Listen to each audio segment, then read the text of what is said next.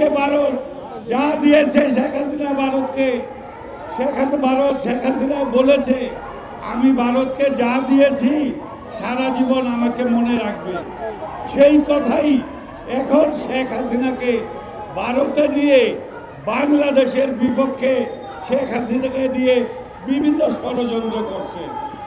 আর কিছু শেখ হাসিনার প্রেতাত্মা যারা বাংলাদেশে আছে তারা তো ভারতপন্থী, তারাও এই সুন্দর বাংলাদেশটা যাতে সুন্দর একটা নির্বাচন না হয়, এই দেশে আমাদের প্রিয় নেতাদের নামে বিভিন্ন পর্যায়ে এরা কিভাবে আমাদের নেতাদেরকে ছোট করা যায়, নেতাদের মুখ বন্ধ করা যায়, সেই অবস্থায় ভারত মেতে উঠেছে। প্রিয় ভাইয়েরা, ভারত কোনোদিনই বাংলাদেশের বন্ধু না এবং বন্ধু হতে পারে না। আমাদের বাংলাদেশের গতিতেই বাংলাদেশ চলবে। হ্যাঁ, ভারত আমাদের প্রতিবেশী দেশ, সেই হিসাবে আমরা প্রতিবেশী দেশে প্রতিবেশী সুলভ আমরা সম্পর্ক রাখবো, কিন্তু বাংলাদেশকে ভারতের হাতে তুলে দিয়ে আমাদের সম্পর্ক রাখতে হবে। সেই সম্পর্ক আমাদের নেতারা কোনোদিনই রাখবে না।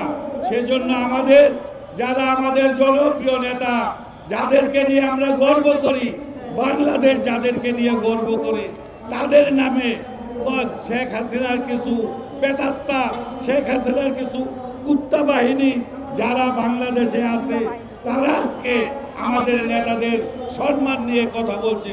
তাই আমরা তাদেরকে হুঁশিয়ার করে দিতে চাই, আপনারা যতই কিছু করেন, শেখ হাসিনা তো বড় ধরনের চক্রান্ত নেত্রী ছিল, আর আপনারা তো সাধারণ, আপনার নেত্রী পারে নাই, পলায় গেছে বাংলাদেশ থেকে ভারতে, আপনাদেরও সেই পলায় যেতে হবে।